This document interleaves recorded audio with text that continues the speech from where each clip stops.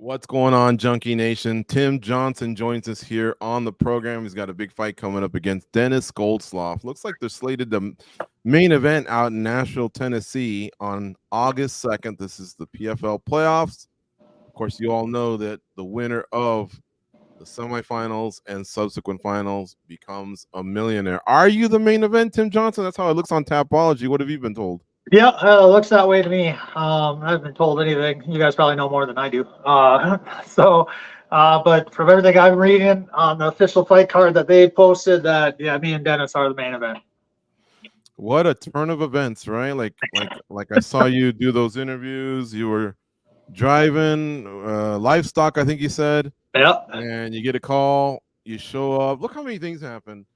You knock a guy down as he kicks you in the nuts. You come back, you win. You needed to do it all in 5 minutes, by the way. And luckily you weren't out of shape, but you weren't in your best shape. So what a risk, but what a reward. Yeah, no, that's definitely was. I knew I needed to finish in the first round to have a chance, but either way, I knew I needed to finish in the first round anyways, because I didn't know how my gas tank was. I wasn't in the worst shape of my life, but I definitely wasn't in fighting shape, and I'm just being brutally honest. I'm laughing too because as Dan Hardy's talking to you, you're telling him how you're rolling in the ground because in your opinion that was the worst nut shot you've ever taken. Oh, by far. I mean, there's nothing that even comes close to that one. Wow. Yeah, right down the middle. Sometimes those grazers sneak up on you, man. The ones that barely graze you, those. That's what. Yeah, I know. That's what I said. Like it was instant. That's what I said. Like it was instant pain. Usually those grazers are kind of like you get hit, and you're like, oh, and then there's a delay. This was instant pain. It was there right away. And you're hearing the crowd boo, and you're thinking they're booing you, and you're thinking, come on, guys, give me a chance. Yeah, I know they're booing. I'm like, right up the pipe, man. I'm like, why are they booing me? Maybe it didn't look that bad or something but yeah, like my bad, guys. At that time, you didn't even know you knocked him down, and you absolutely. I was oblivious to it. Yeah, that's incredible. Because usually when you connect, you can tell, okay, that's a kill shot, or that's a money shot in terms of like the fact that the person goes down, whether the fight is over or not, or you need to follow up. At least you've knocked someone down, but you're in such agony, you don't even know that part. Yeah, I think we literally hit. Right at the same time. So I didn't even know that I hit him. Like I didn't even know I made contact, to be honest with you. so yeah. And then somewhere in there, sorry, go ahead. Yeah. I was just gonna say somewhere in there too. Early in the fight, you took a shot to the body too. That looked painful. Oh yeah. Yep. It was like probably within the first 30, 40 seconds.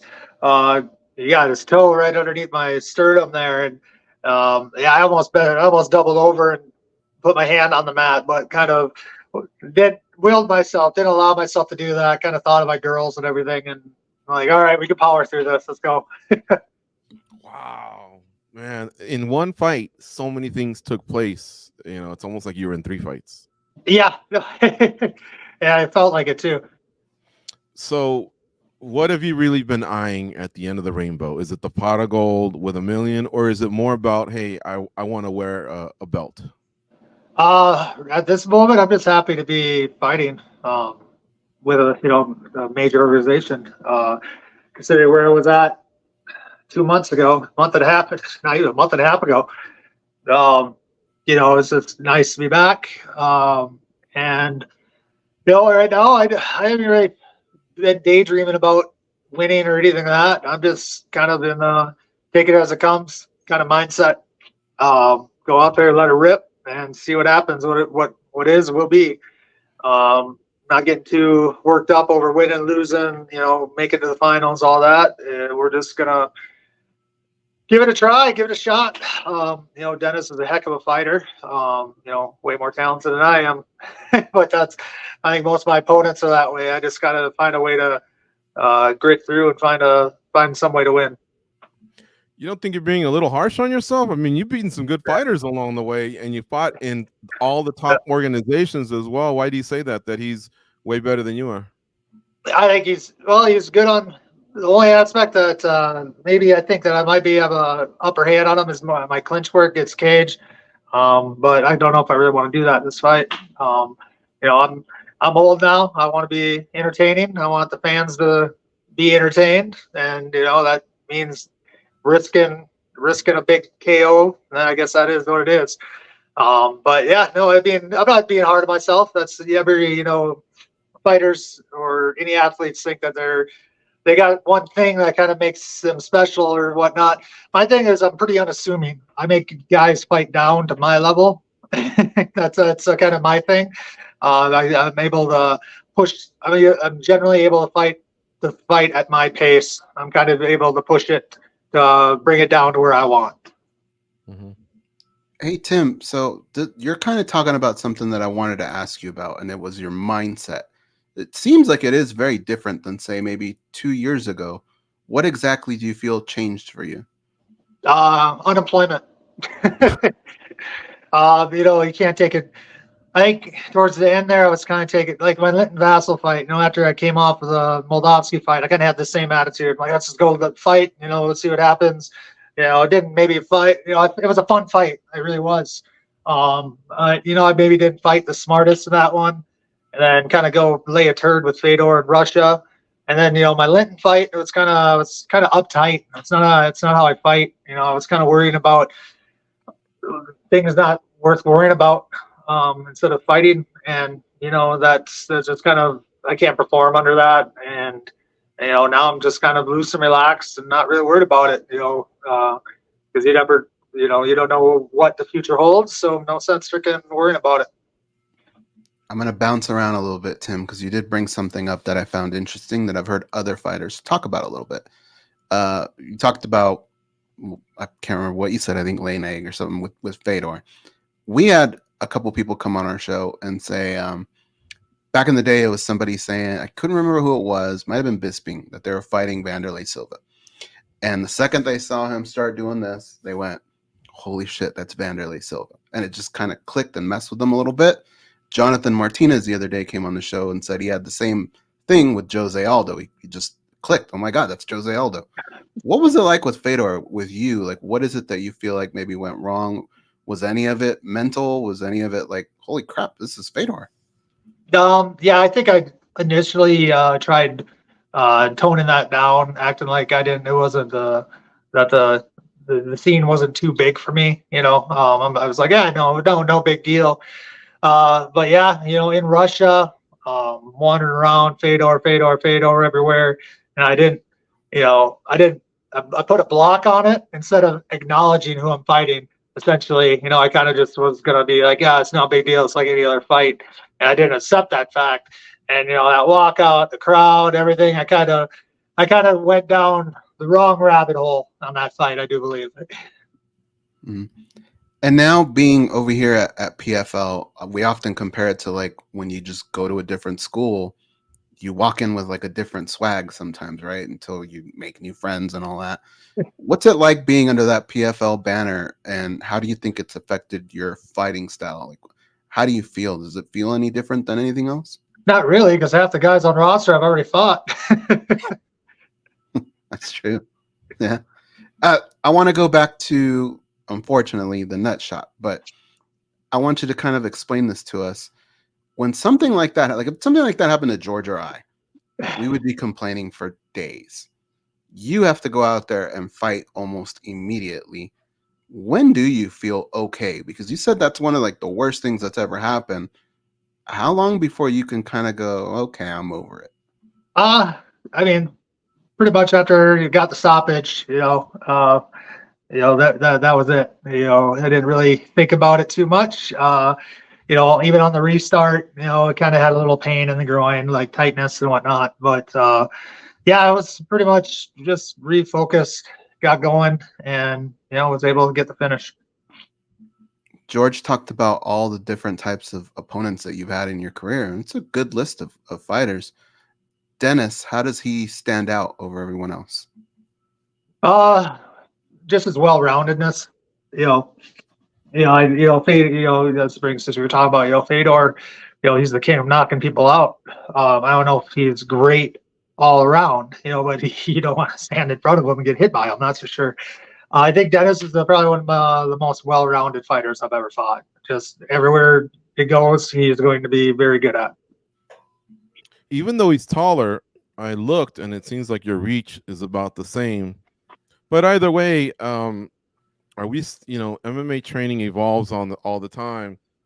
Do you go out of your way to bring in taller fighters to give you that look at all, or is you base your camp around you? I kind of just base my camp around me, who's ever there to train with. Heavyweights don't really have the ability to get picky about who their partners are.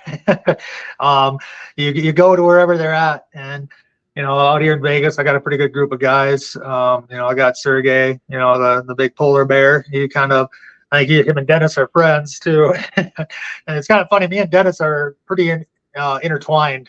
One of Denis's cornermen, Misha. Me and Misha trained together for years. He's a friend of mine, and Sergey here trained with Misha and Denis, and now me and Sergey are training together, and it's just intertwined. It's this business. No one hates it. Everyone gets along with everyone too. This is what it is. Is there even 1% of you that thinks, where's the loyalty here, or anything like that? No, I don't think so. I actually played a little joke on Misha right after we found out we were going to be, me and Denis were going to be fighting. I messaged him on Instagram and I was like, hey, I know you've been really busy and all, but would you mind cornering me for my next fight?